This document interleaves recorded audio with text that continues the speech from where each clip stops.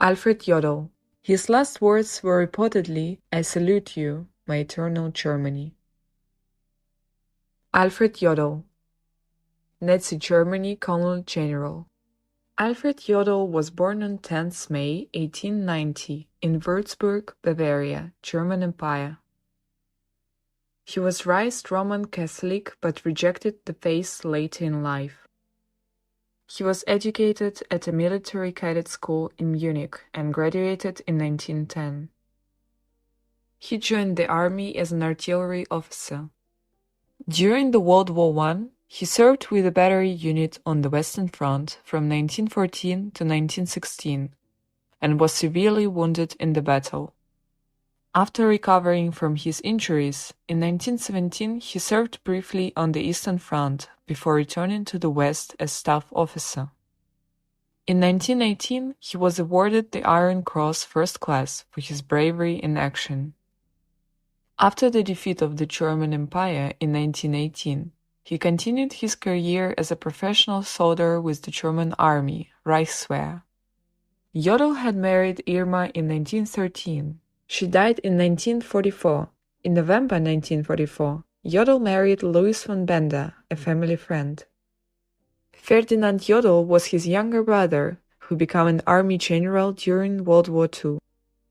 In the last days of the Weimar Republic, under the leadership of General Ludwig Beck, Jodl was promoted to the rank of General Major in the operations branch of Truppenmord in the Army High Command.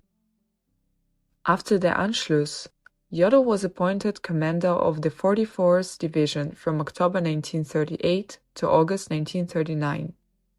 The Anschluss was the annexion of the federal state of Austria into the German Reich on 13th March 1938. On 23 August 1939, just before the Nazi German invasion of Poland, Jodl was appointed by Hitler as the Chief of Operations Staff of the High Command of the Armed Forces Oberkommando der Wehrmacht. The Oberkommando der Wehrmacht was the High Command of the Armed Forces of Nazi Germany. OKW oversaw the individual high commands of the country's armed forces, the Army, the Navy, and the Air Force. Jodl first met Adolf Hitler in September 1939. During the outbreak of World War II. After the German invasion of Poland on 3 September 1939, France declared war on Germany. France, Belgium, Luxembourg, and the Netherlands were defeated by Nazi Germany. Following the fall of France, Jodl was optimistic about Germany's success over Britain, writing on 30 June 1940 that the final German victory over England is now only a question of time. He also served as a chief of staff during the invasion of Denmark and Norway. He directed all military operations and participated in the planning, conducting most of Germany's military operations during World War II. Jodl signed the Commissar Order of 6 June 1941, in which Soviet political commissars were to be shot, and the Commando Order of 28 October 1942, in which light commandos, including properly uniformed soldiers, were to be executed immediately without trial, if captured behind German lines. Under the 1907 Hague Convention on Land Warfare, it was legal to execute spies and saboteurs, disguised in civilian clothes or enemy uniforms, but not those captured in uniforms of their own army. Jodl spent most of the war at the Wolf's Lair, Hitler's forward command post in East Prussia. On the 1st February 1944, he was promoted to the rank of Colonel General. On 20th July 1944, an attempt was made to assassinate Adolf Hitler at his Wolf's Lair headquarters. Jodl was present in the room. He was slightly injured from the explosion. By early 1945, Nazi Germany had collapsed. Both the Red Army and the Western Allies forces were advancing into Germany. On April 30, 1945, a Soviet Red Army were within a block or two of the Reich Chancellery. Hitler committed suicide by shooting himself in the head. After Hitler's suicide, Karl Dönitz succeeded Adolf Hitler as head of the state in May 1945. On 6 May 1945, Jodl was awarded the Knight's Cross of the Iron Cross by Karl Dönitz. Following the regional surrender of German troops in Europe, Dönitz sent Jodl to respond to the demand for immediate and unconditional surrender on all fronts.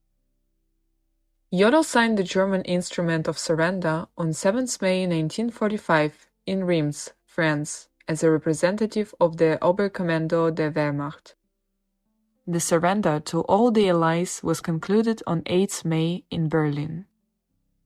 On 13 May, following the arrest of Wilhelm Keitel, Jodl succeeded him as chief of OKW. On 23 May 1945, British troops arrested Jodl along with the rest of the Flensburg government of Dönitz and transferred to Aschenpau camp, later put before the International Military Tribunal at the Nuremberg trials.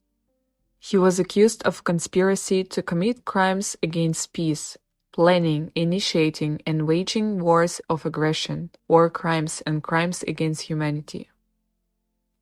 The main charges against him are related to his signature on the Commander Order and the Commissar Order.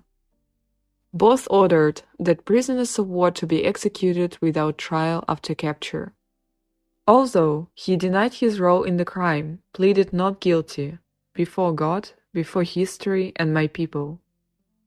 His final statement: "For I believe and avow that a man's duty toward his people and fatherland stands above every other.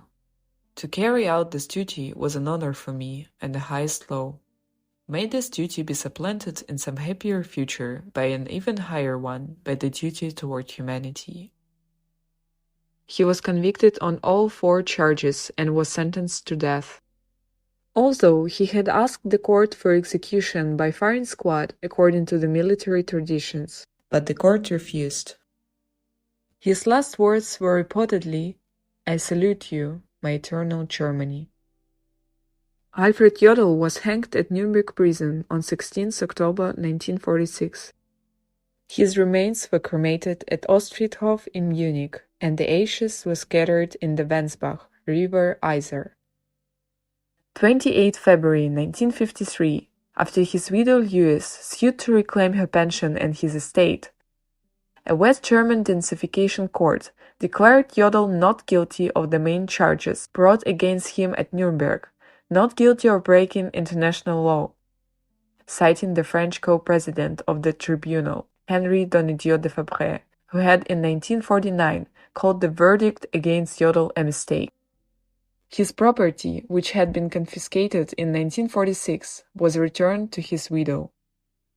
This declaration was revoked on 3 September 1953 after pressure from United States. If you find our videos interesting and informative, please subscribe to our channel The Past Quest. Thank you for watching the video and for your support.